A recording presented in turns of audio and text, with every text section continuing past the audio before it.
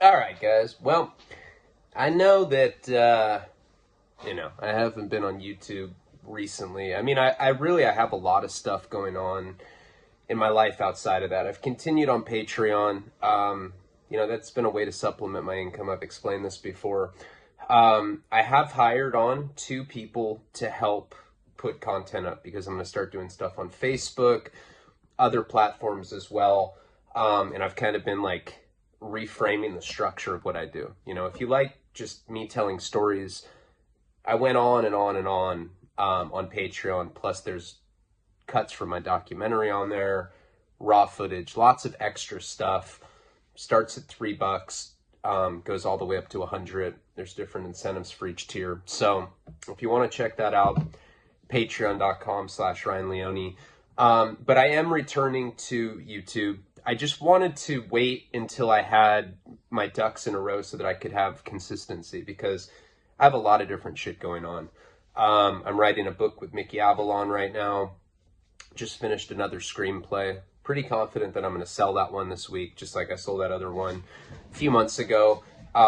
Documentary is coming out. It's just taken much, much fucking longer than I think anybody anticipated. But I am directing it myself, first-time director, and making a documentary is hard.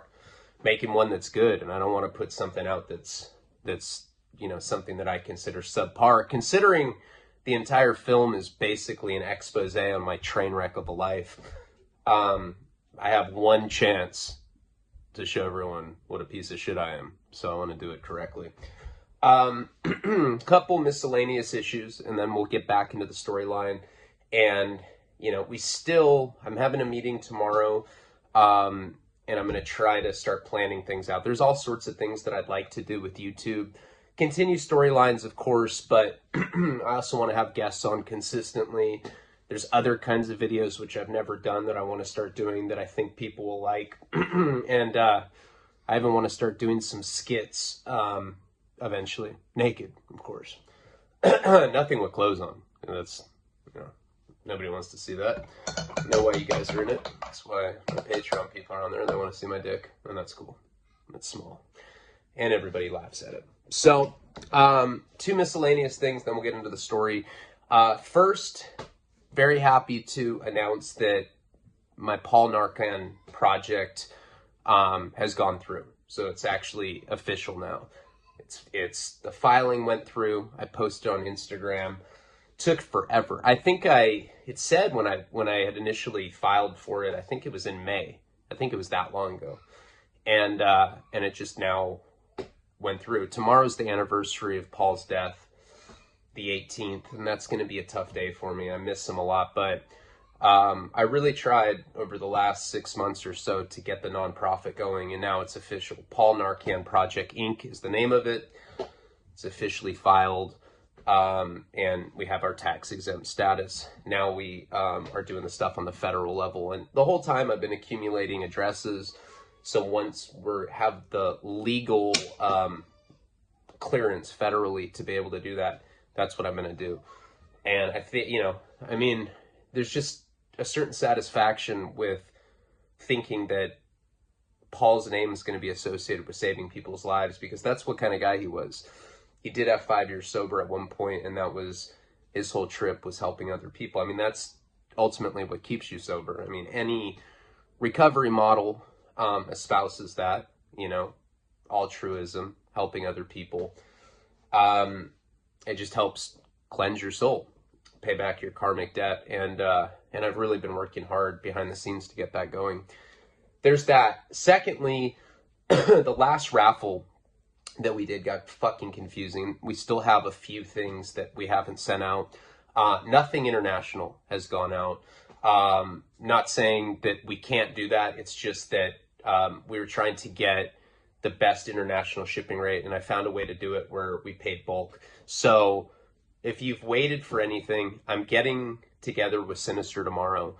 We're going to do a video, nothing live. We're not doing any raffles anymore because we lost money on it. But what we're going to do is go back. Both of us have had such busy schedules. It's been hard to get together, watch the video, talk to Joe Hamblin, who's the president of my nonprofit and who has been sending stuff out for us, figure out exactly what's gone out, what hasn't. There's a handful of stuff. Like I said, I don't know, maybe 4 or 5 things. That's not including the international stuff. There's 2 international. So maybe 6 packages altogether. And we sent out over 80 of them. So cost a shitload of money. We lost money. But definitely want to make sure that that is done right. So if you were waiting on anything and we've lagged, definitely going to throw in free stuff to make it worth the wait, so to speak. And I apologize for that. It's just, when we do those raffles, one of the problems that we've had is that we accept payments from like different sources. So like some stuff comes in from Google AdSense, some stuff comes in from PayPal, Venmo. Some people are like, dude, I'll just suck Sinister's dick. And then I guess he's getting his dick sucked on the side, and then he doesn't tell me about it. And he's like, yeah, did it for a print. I'm like, damn. I'm sorry, I shouldn't have said that. He'll just do shit like that for free.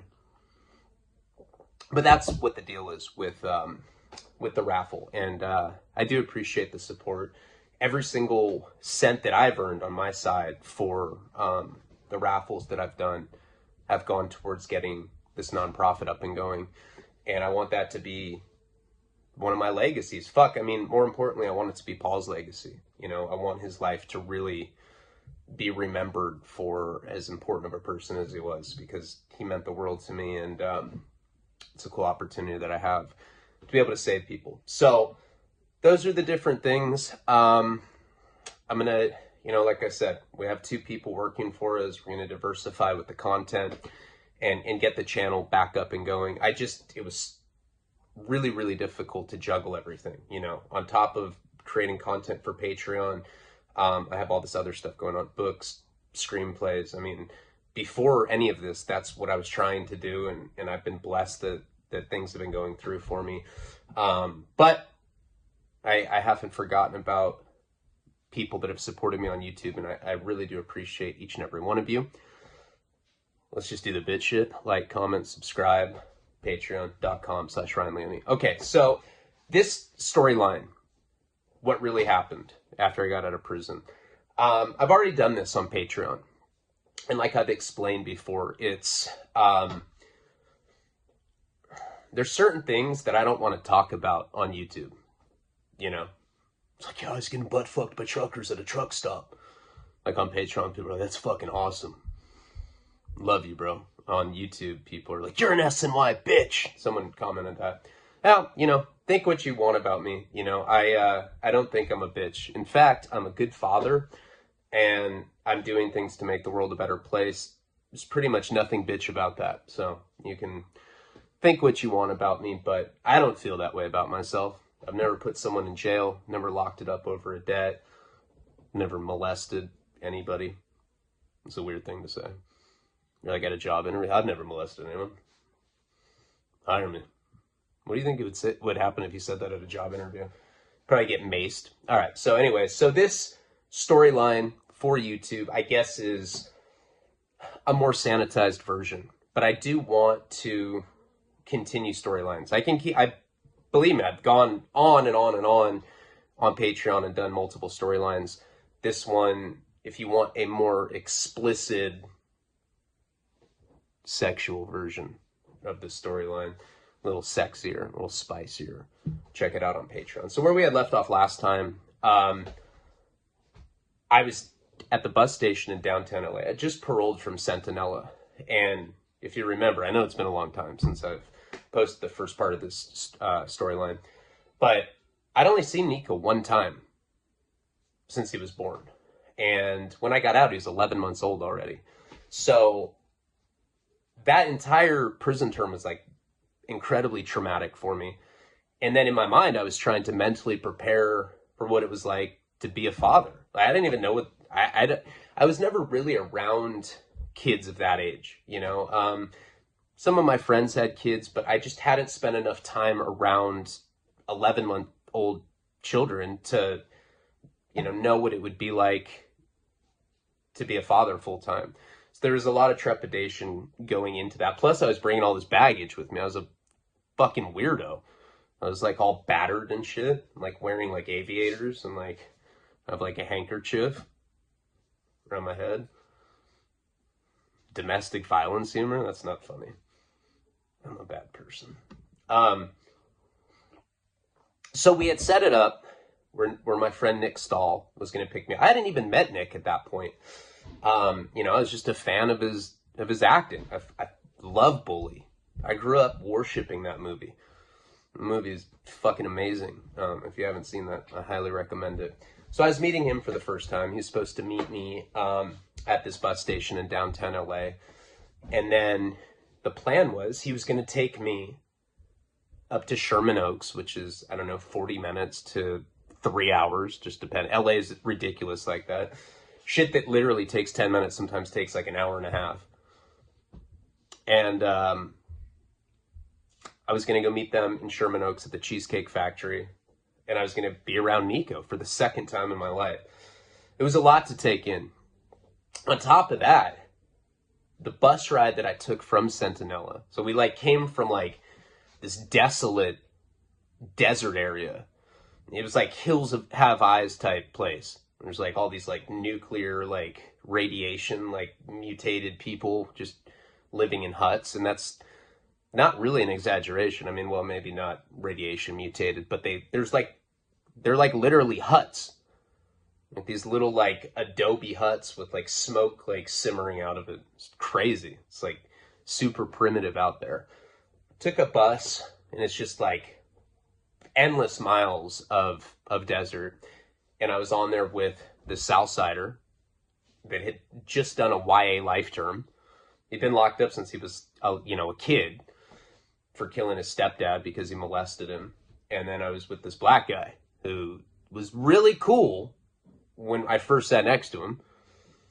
He was like, he'd been down, a really long time. I think 20 years, something like that. And as soon as those guys had alcohol, I mean, the Southsider was already like being obnoxious when we were in the, he's like, hey, fool, and I'm gonna fuck some bitch even if she doesn't want to, fool. I'll fucking rape her, fool. Fuck y'all. He's like fucking hitting his chest. And there are people like on the bus. There's like some Native American lady like knitting. She's just like, he's like, I'll fucking rape you, bitch. I don't give a fuck. Fucking convict, fucking D-yard. He's like throwing up fucking sign language. This guy had never been out of captivity. He'd been locked up. That guy legitimately has probably butt fucked a punk on a lockdown. Hey, fool, I'll give you my extra apple. All right, butt fuck me, fool. Unless I don't, Jesus, what was that? It was like really weird spit. Sorry. He was already obnoxious before they drank. And remember, in the video that I posted before, we'd stopped at this liquor store. We had like 5 minutes. The bus driver was like, no alcohol. And of course they went and got alcohol. As soon as these guys got drunk, they became obnoxious, Black dude just got like super thugged out on me. It was really crazy. It was really weird. Like just this, it was Dr. Jekyll and Mr. Hyde, but with like a bandana on. And we end up getting to the bus station. And remember, I go outside. This whole time, I'm not able to use a phone.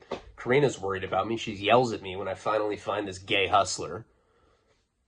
It gets picked up by like this like obese predator, probably taking him to an opera show. He's like, yeah, I'll take you to an opera show. And there's so I ended up using his phone.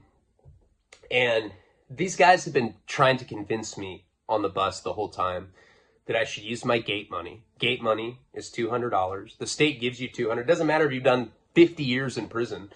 There's $200. Good luck, man. Check into parole in like 48 hours. Like that kind of shit. And these guys wanted to put the $200 together, get a motel, get some hookers. I'll even get a dude, fool. I fucking did your 7 years, fool. Don't give a fuck. And, they wanted to get hookers, dope, in a motel.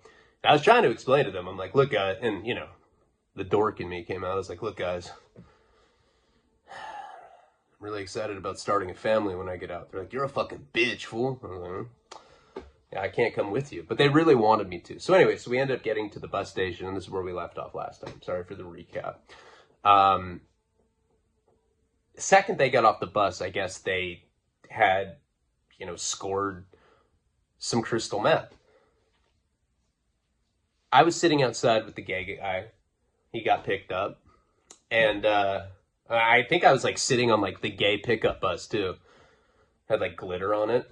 Like there were like all these like truckers like, circling the little roundabout in the parking lot in like a predatory way. I'm like just sitting there, like all like thinking I'm buff, but I'm like fat because I've been eating top ramens for 16 months. I have to shit. Nick, I end up eventually talking to Nick, and he's running late or whatever. And I have to shit, which was not cool. Because in my mind, of course, in your mind, right before you get out of prison, you start having these like Red Shoe Diary fantasies.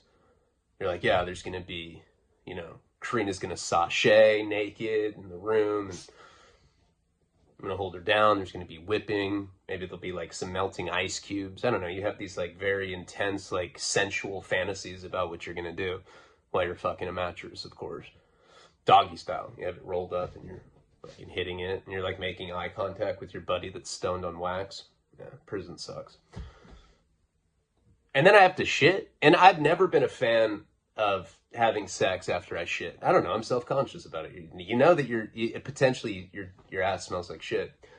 And I'm sorry for family members that watch this, but it's true. Who cares? You've had this thought. So I wasn't happy about having to shit. And then I end up going into this bathroom, and these guys are already snorting meth on the little baby changer table thing. And they ask me if I want any. I'm like, no. I'm taking my little shit and wiping extra good. And this is public transportation bathroom, nonetheless. So you know that it's like single ply fucking, just almost like cardboard toilet paper. But compared to prison, it's luxury. It's like the first time I didn't wipe and there was like streaks of blood in my toilet paper.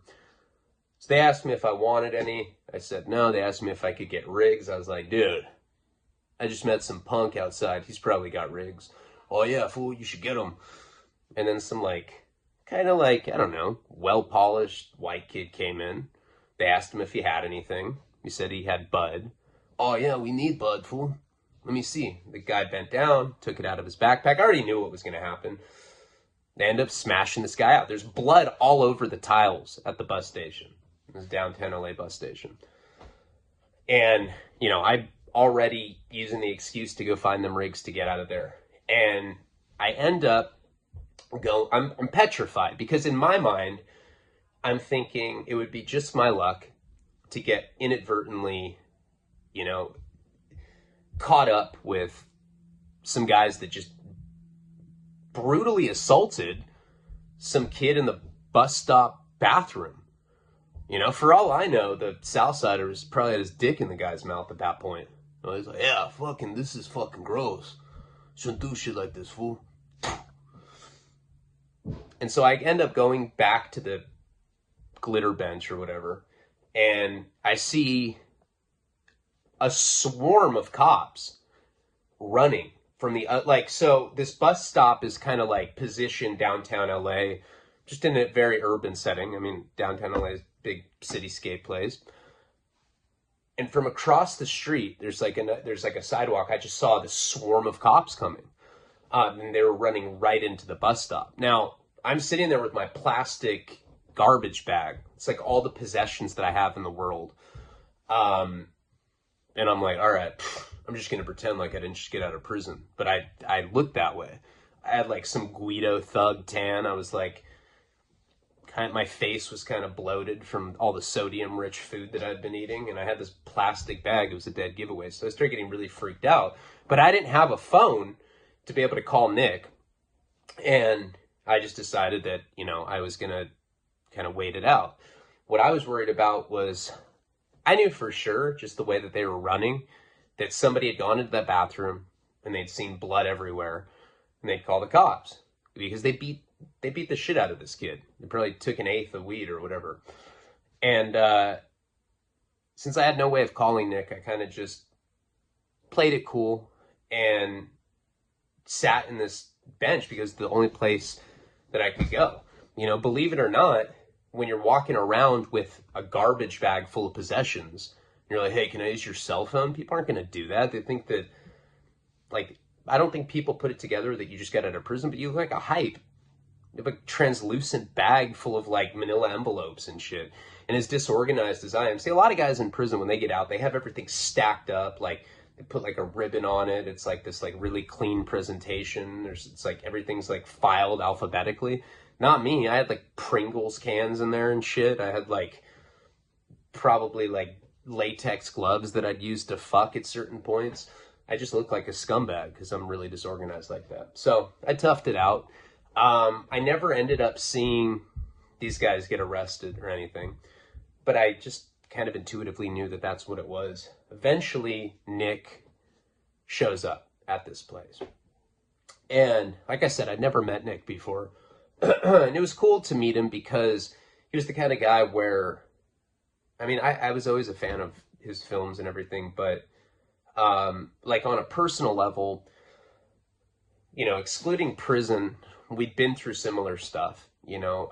I think he related to me because, you know, I don't know, I was in recovery, and that's one thing that I think he valued in our relationship, was being able to kind of impart wisdom on me, because I was in a weird kind of limbo. I mean, I was doing drugs in prison whenever I could. You know, and I hate to say that because that sucks when I have a girl riding the term out with me. I have a kid, and at any point, me using drugs could affect my ability to come home. And I say that, I'm like, well, you don't respect me. I made a decision for my family. But that doesn't negate the fact that I'm a fucking junkie, you know, and it's just really difficult for me not to do drugs when people are doing drugs. Like, hey, man, you trying to do some heroin? Nah, no way, man. I'm just enjoying the prison atmosphere right now. I'm just gonna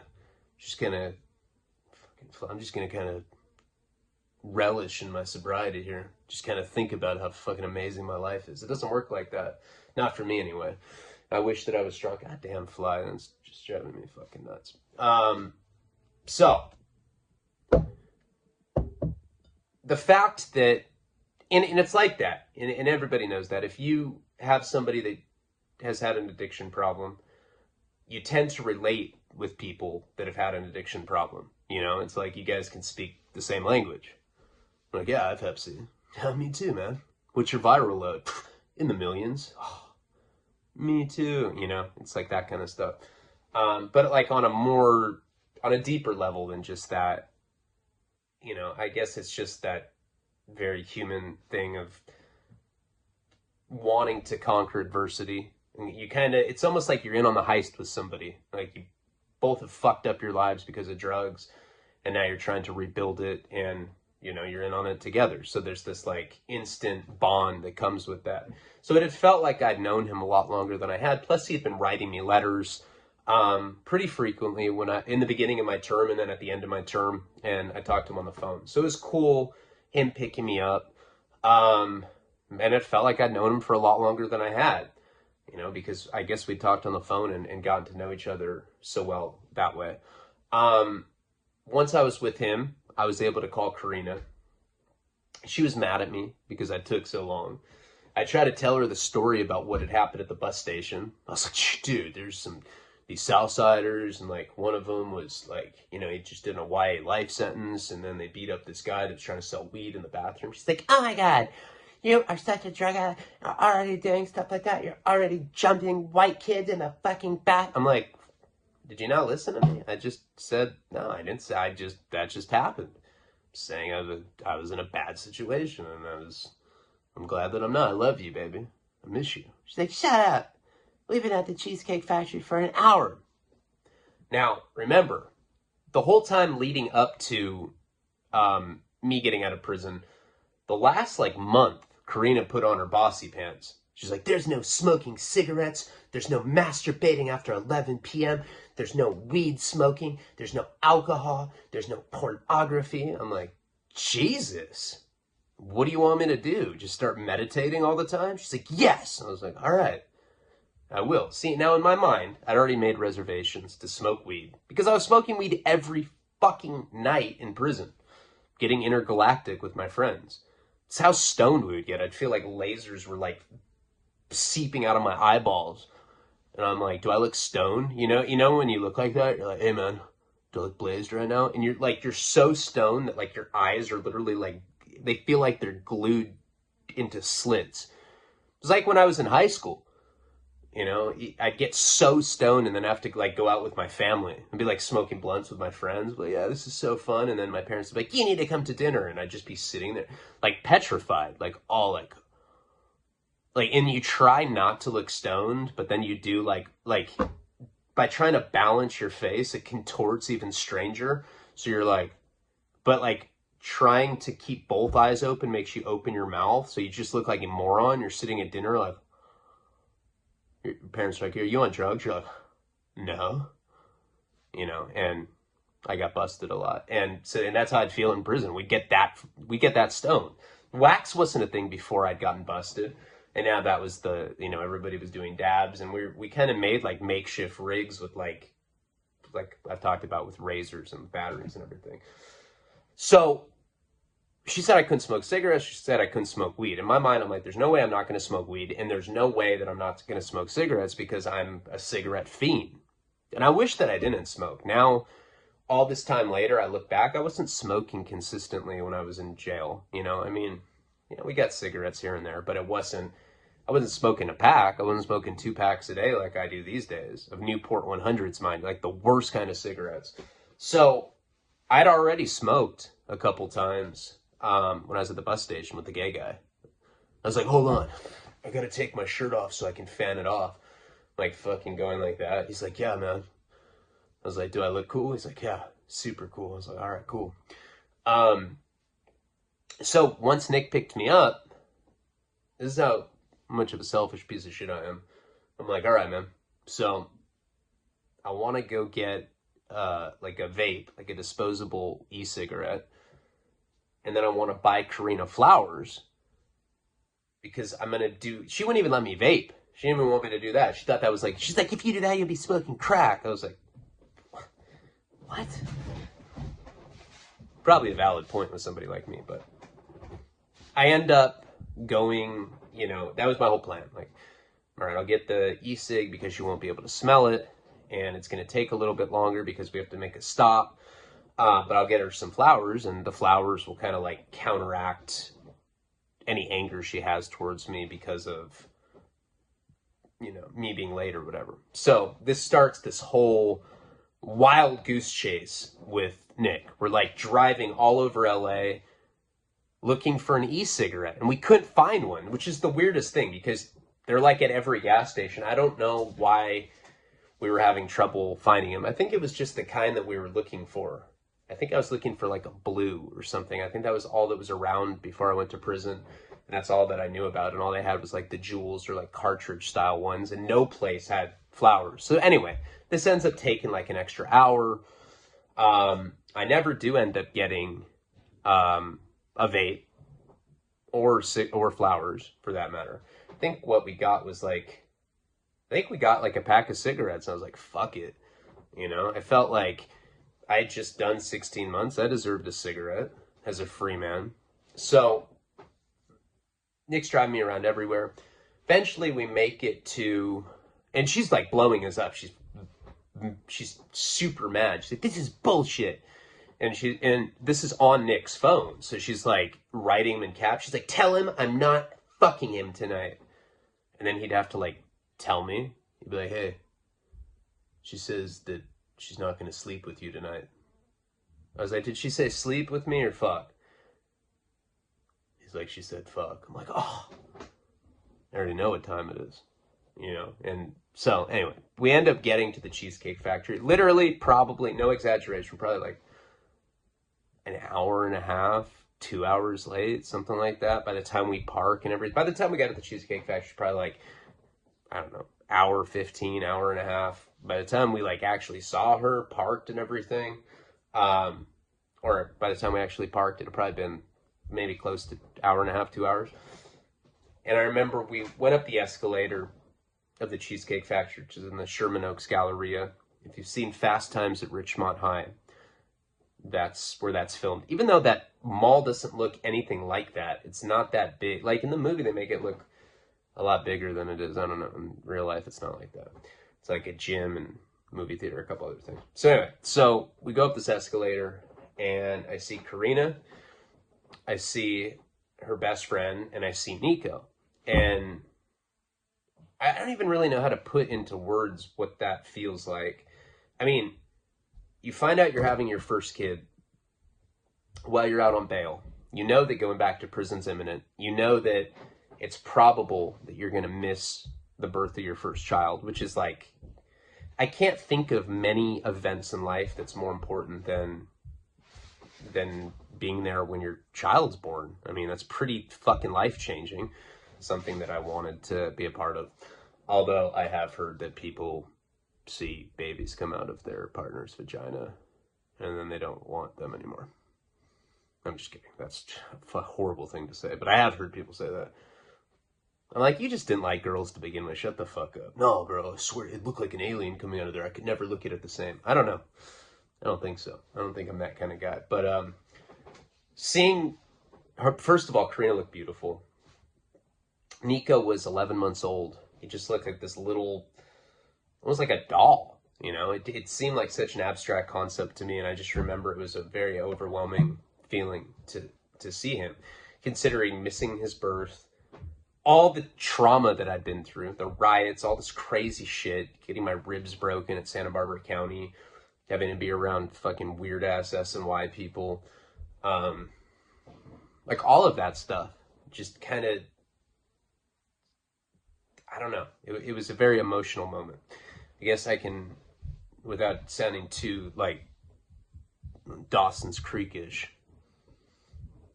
It's not really applicable there, but without sounding too corny, it was a very emotional moment. I went up, hugged Nico, hugged Karina, we made out. Karina looked really, really amazing. She was really fit, just been working out really hard. I mean, as much as I was working out, trying to get home to her, trying to look hot and tan, even though I didn't. I looked like some Guido thug. Some short, fat, kind of, maybe my arms are big, but my stomach's big too, so I just look like a bitch, you know, that kind of thing. I you know, I don't know. I don't know what kind of guy I look like. A stepdad that coaches like Little League and takes all of his frustrations out on the kids. That kind of guy. That's what I look like. All tan. I had like red splotches. I was like an old alcoholic.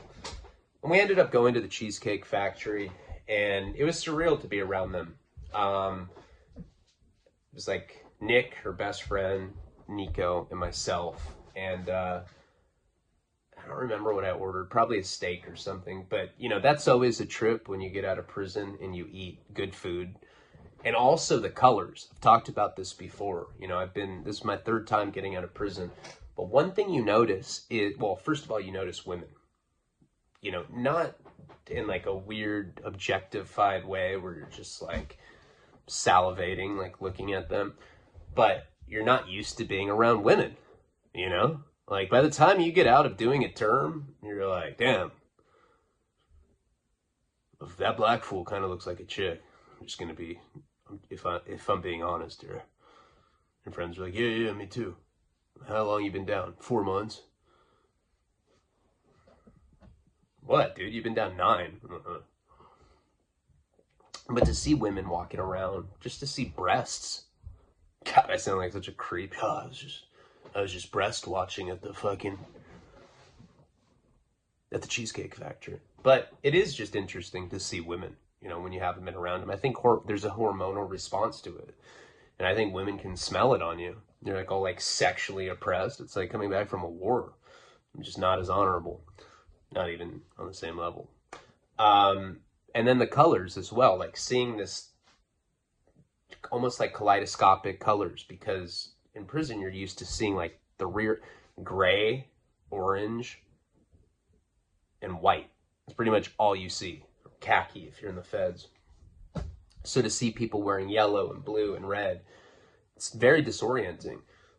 But you're like, fuck, you're just looking at breasts. And you're like, fuck, it's fucking tight, you know? So we had dinner. It was good, you know? The steak was great, or whatever I had. I think I'm probably 99% sure it was steak. And then we had cheesecake. I remember that. And then after we were done with having dinner, and by the way, you know, not to be too flippant about that whole thing, but it almost felt like there's, I don't know. It's weird because my connection with my son now is very, very strong, and I'm overwhelmed with love. But like at that point, it was abstract, you know? It was like, oh, that's my son. I'm supposed to love him. Hey, I love you, man. And he's just like, looks at me like, who's this guy? And I think right away he was jealous of me because I was kissing Karina and like with like tongue, like all like super tasteless, like, oh, come here, I love you. Just the convict, like putting my arm around my chick's neck and just like forcing my tongue down her throat. And I think just right from the gate, I think that Nico kind of looked at me as like an intruder, you know, like who the fuck is this guy? He's just been alone with my chick for 11 months and then all of a sudden I show up. So my love for him was obviously there, but it wasn't pronounced the way that it is now. And that's just being honest, you know? I could say what dude, I touched my child for the first time. It was fucking electric. Fucking trains stopped going on tracks and helicopters stopped in mid-stroke and the whole universe just paused. And I was embraced with warmth and love. You know, I mean, it wasn't really like that, you know? It was kind of like, and I was like, oh, that's my kid. All right. But of course, I've grown to love him more than words can even describe. Karina and I, it felt interesting because the last time we'd been around each other in person, I was in the midst of a mental breakdown, thinking she was cheating on me, thinking that at a certain point I thought she was a traitor. I was like, you're working for Zach. You're getting intel. How much is he paying you? Let me see your PayPal. Oh, $12 refund? What's this? Yeah. Think I'm stupid? She's like, yeah. Yep, I'm doing fucking, you know, intel work for $12, Ryan. That's what I'm doing. And I was convinced that this was happening. So we had this like very combative, like very paranoid, weird relationship before, and now here we are having a normal conversation, and the love came back that we had for each other. I mean, really, we fell in love during that term because I didn't even know her as a person before I went to prison. Before I went to prison, we were drinking and fucking, and that's it. Sometimes we listened to music. Sometimes we did all three. But that was about it. That's all we had in common. I didn't think she really loved me. You know, in the beginning of our relationship, there was emotional cheating going on both sides. And we just, you know, it was a fling. It was like a summer fling. And it evolved into something real when I was in prison because she was actually there for me. And I realized that she was a great person and she was a great mom and that she had my best interest at heart. And especially where my life is these days, I have trust issues inherently. It's really hard to figure out what people's motives are with me, you know? It seems like everybody wants something. Everybody has an agenda, you know? I don't know. With her, it just felt very genuine. So after dinner, Nick forgot where he parked, and we were in the Sherman Oaks Galleria. I don't remember where he parked either. And it took us a good hour to find the car. We're already exhausted. I mean, when you get out of prison, it's emotionally exhaustive, not just for you, but for your loved ones as well. I mean, it's just a high emotional, it's a day with a lot of very intense emotions. So we're all exhausted, and Santa Barbara's about an hour and a half from Sherman Oaks where we were at. So we got in Kenny, Karina's best friend's car, and she drove us back to my parents' house in Santa Barbara. Now, the deal was that my parents were going to let us live at their house for a couple weeks. They're like, yeah, you can stay here for a couple weeks, and then you got to go. You got to find a job. You have to find your own place. See what kind of situation you can find, and we can help you out with first and last month's rent. My parents were always really cool about that. Help me get on my feet, get me a phone, get me new clothes, whatever I needed to like get acclimated back into society. And a lot of people don't have that. I was very fortunate to have that. And I feel horrible for people that don't have resources like that. What the fuck are you supposed to do when you get out of prison? You don't have anything. You don't even have a phone. So we end up so that was the plan. It was like, while I was in prison, before I'd gone, I didn't even have a car. I had I had an X5 that I totaled when I got that non-conviction DUI. The fan in the front of the BMW got bent, so it stopped cooling the radiator, and it overheated, or the engine. I don't know shit about cars. And so it like didn't total right away. It was like I got in the car accident, and then eventually it just like black smoke was coming out, and I'm like with my ex-wife. I'm like, oh, thought the car wasn't fucked up. She's like, you are such a drug addict. I'm like, what does that have to do with anything? She's like, you probably did drugs with the engine. I'm like, yeah, that's what I did. Me and the engine got loaded together. Fucking dumb bitch. Sorry. I respect women. Yeah, anyway. So we end up getting to my parents' house. And like I said, we were all really tired. My dad came down. My mom was already asleep. She was already passed out. My parents, at this point, they're like in their mid-70s. My dad came and gave me a hug. He's like, good to see you, man. But it was like, you didn't see me for a week or something. I was like, oh, good to see you too, Dad. And that was pretty much the only interaction we had. And then Nika went to bed pretty early. And then I bent Karina over and I penetrated her. And that was amazing.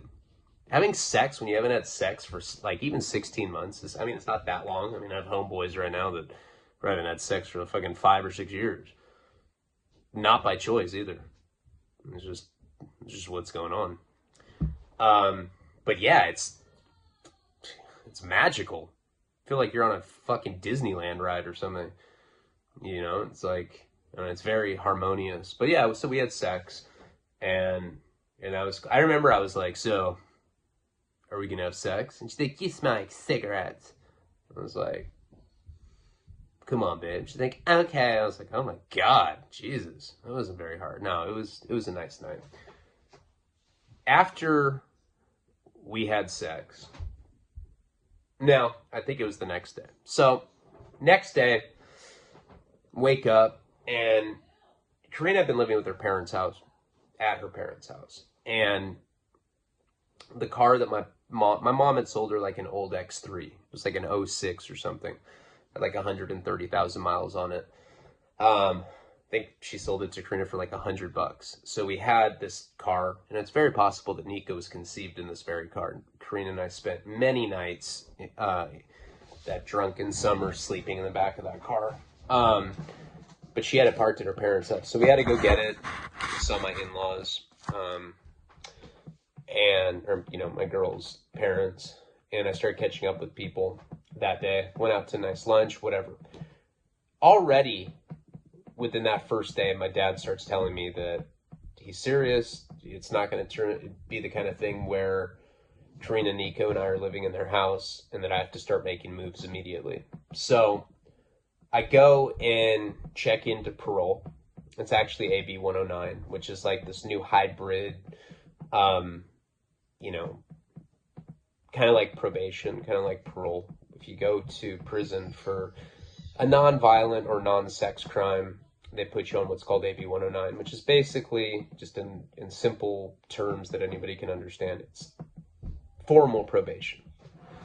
You have a PO, you have to drug test, you have to go check in with him. So I end up going, and my first impression of this guy is like this, like just this stiff old white guy. He's like kind of like Tom. He's like, well, pimping and pandering. I've seen a few of these in my time. Do you think you can take a piss for me? And I was like the way he said it was so creepy. Do you think you can take a piss for me? Felt like he wanted me to like pee on his face. I didn't say that, but I just was like, where? He's like, in the cup, stupid. And I was like, okay. So I ended up peeing in this cup, and I got a clean test, and that was great. And I asked him, I said, hey, marijuana is legal in California. And remember, I've been smoking every fucking day in prison. So, of course, I'm concerned that right off the bat, he's going to think that I was smoking weed right when I got out or whatever. And he told me that they weren't really tripping on weed. You know, he's like, some POs care, some don't. I don't really care. He's like, as long as you're not doing heroin, meth, crack, coke, or fucking punks. I was like, you guys test for that? He's like, we do. So I peed in the bottle, and I felt pretty confident because the only thing I had in my system was weed. Thank God I didn't go off with the South Side and the black dude at the bus stop and go get a bunch of meth and God knows what else. You know, I would have been right back in. So I get home that night, and I hadn't seen Jeff at this point, but I already wanted to do a suboxone. My junkie mind starts playing tricks on me, and I'm like, yeah, I've been good for a long time. And, you know, when you haven't done a suboxone for a while, you can do a little teeny piece, and it gets you loaded as if you were doing heroin. So I called Jeff, and I wanted to see him, and my best friend. I want to see the guy anyway. You know, he's all into his spirituality. He was, like, doing, you know, who knows, forest moon dances with, like speaking to nature, whatever the fuck he was up to that night. And I called him and asked him if he could bring a sub over to my place because, you know, I was living there before and I had like a big stash of them at his place. And I said, don't bring them all. Just bring me one strip. So he ends up coming over later that night. And I was spending time with my mom, spending time with Nico, and it was really interesting being around Nico when I hadn't been around a kid for so long. And my own kid, nonetheless. Like I said, I never really been around an 11-month-old for more than going out to lunch with one of my friends that had a kid. And I just couldn't believe how much work it was to take care of a child. I just couldn't, it was like, and Karina was so good. And like, the girl that I met, she was just some sloppy barfly when I met her, just like me. We were cut from the same cloth in that regard. We used to call each other dumb sluts because we were like, well, we're both dumb sluts when we drink. Let's fucking be dumb sluts together. Okay. You know, and that was our life. But she was such a good mom. It was so cool to see like how solid she was and how much she had stepped up to the plate. During this time, like the first full day that I'm back in my parents' house, I don't know what I was looking for. It's probably just looking through drawers in my room, looking for, you know, I don't know, watch, different belongings that I had that I was trying to find. And I found an old cigar box full of syringes. Now, I don't really believe in triggering. Like, fuck. Yeah, I hate when people say, oh, dude, I'm triggered right now. Like, you mean you're... It's not like that. You're either don't want to get loaded or you do. You know, the people that I know that have been sober for years and years and years and years and years, some of them are in AA, but the vast majority, I just came to a point where I didn't want to fuck my life up anymore, so I don't do that. And that's it.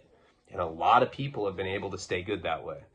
Not me, because I'm a junkie, but I'm saying there's a lot of people that I know that don't believe in that whole notion of triggering.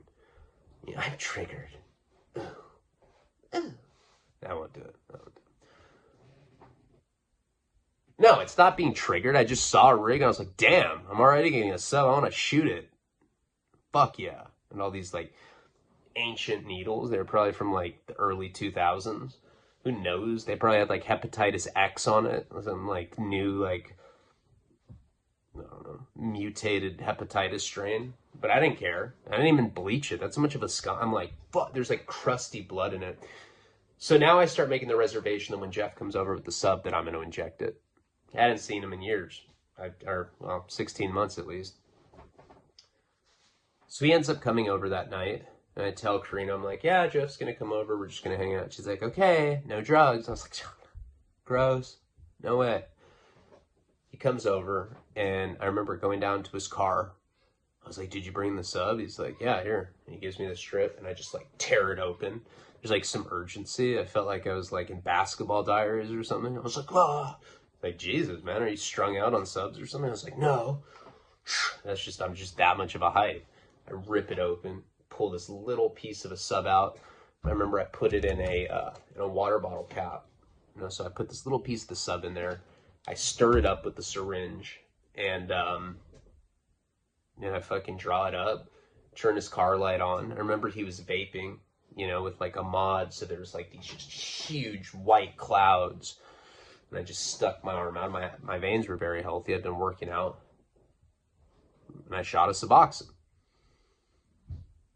I'm like, I won't get addicted to this. I'm super loaded. You don't get a rush from injecting suboxone, but you do feel it instantly. So I'm just like, I'm on a sick one. I'm scratching. I'm like, we just, we catch up, and I forget what we were doing, but we were watching videos and stuff on his phone. I don't know, he was showing me like, I think music videos or something. I don't even remember. We hang out for like a good hour, and I end up going back upstairs to where Karina is, back into the house. You have to walk like up these big stairs to get up to my parents' house. I walk up there, and I'm one of those people that just really can't hide being high. I'm just obvious. And women that I date especially know when I'm using, because when I'm on heroin, I can't get a boner. When I'm on meth, I sit on fire hydrants, make them disappear. When I'm on coke, I'm a rock star. And when I'm on Suboxone, I can't come at all. Kind of like heroin, but heroin at this point just makes... When I do heroin once, my dick just like goes into my crotch like it's a snail shell or something. Like I'm not working with much to begin with, but it just becomes like inverted. It's like, boop. Damn, I have a vagina now? And then I do. I start, I'm all crying about being sick all the time. So, first of all, Suboxone, a lot of the traits when I shoot it are consistent with doing heroin. I talk raspy as fuck. Like Bette Midler. Is that her name? Bette Midler?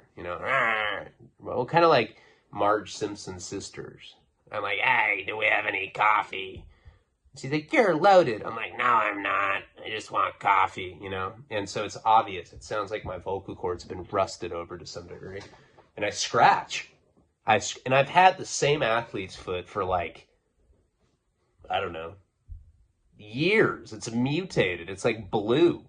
Not even human color anymore. It's fucking disgusting. And every time that I do any opiate, Suboxone, methadone, anything like that, I take off my shoes and I just start ripping my athlete's foot until it bleeds. And I don't even care if it's around people I don't know. I'll be like on a date or something, and I'll just rip my shoe off and just start scratching myself. Or I'll start scratching my asshole. And I don't even try to hide. Some people try to do it low key. I don't give a fuck. I'll stick my hand bare into my asshole and scratch, and then I sniff it. I'm disgusting. Fucking gross. So I go in, and I'm showing all these symptoms of being high like that, right? I'm like... She's like, are you on weed? I was like, no, it's gross. I don't get high. She's like, you're on something. And I was like, no. And she's like, do you want to have sex? I was like, ooh, I do, but she's gonna know. She's gonna know because I can't come. I like become like the guy from American Psycho. I'm like fucking looking in the mirror, like pointing at myself, like all like super narcissistic in my mind. So we started having sex, and of course I can't come. It looks like we're in a sauna. Just like our entire bed's like sopping wet. And she's just like, okay, it's been an hour and 40 minutes. What's up, Ryan? You're on drugs. I was like, no, you're just, and I'm like nodding out. Basically, she knows. That's kind of what busts me because I can't come. We get in this huge fight. She's like, how could you do? She doesn't know that I'm on suboxone. I think if she knew I was on suboxone, she'd be less mad. I think she literally thought I was on heroin. We get in this huge fight. And I'm like, you know what? We're already fine. I'm going to smoke a cigarette. I just take a pack out of my pocket. She's like, oh my God. I knew you stunk of cigarettes last night. I can't believe we had sex. I'm like, geez, do I have to be rewarded? Can't we just have sex because you're attracted to me? She's like, you're fat. I'm like, fuck. So we fight all night. No sleep. You know, we're like the kind of people we'll politely fight. We're like laying in bed, our backs to each other, whispering. She's like, you're a piece of shit. I'm like, I know, I'm sorry. She's like, I don't believe you. I'm like, you want to have sex? She's like, ew, so inappropriate. No sleep that night. I end up waking up the next day, you know, after, you know, how like when you don't get any sleep and when like the sun comes up, you kind of like get cat naps. And then just like, maybe you'll get like, you don't even know how much time passes, but like you wake up and you feel completely unrested. That's how it was. And she was mad at me. You know, usually Karina's very good. She brings me my coffee in the morning, brings me like a plate of food. She's on it. She's a good wifey. Nothing. No coffee, no nothing. I finally see her and she's on the phone. And she's like, and I don't know what she's talking about. And she puts the phone down and she's like, hey, your PO wants to talk to you. He had called her phone. I didn't have my phone turned on yet. You know, my parents were getting me my phone, but I still didn't have it on. So any communication that I had with my PO, the contact information was, you know, from her. And she has her phone down. I'm like, well, what does he want to talk to me about? And she goes, you got a dirty drug test. I'm like, fuck. And she's like, I knew you were high. And we'll get into what happens. This storyline, for people that have already heard it on Patreon, the storyline gets pretty interesting as things progress. Really, some pretty crazy shit is about to go down. So thank you guys. Sorry that I've been more absent than normal. I'm really making an effort to get organized and to get some consistency. Sinister and I are getting tomorrow together. Is that what I just said? We're getting together tomorrow, and we'll figure out the remaining packages that haven't been sent out. And if we've been lagging, we'll put something in extra to make up for it. But we sent 90% of the packages out. We staffed like I don't know, small handful. So I appreciate you guys, and I'll see you soon. Palabra.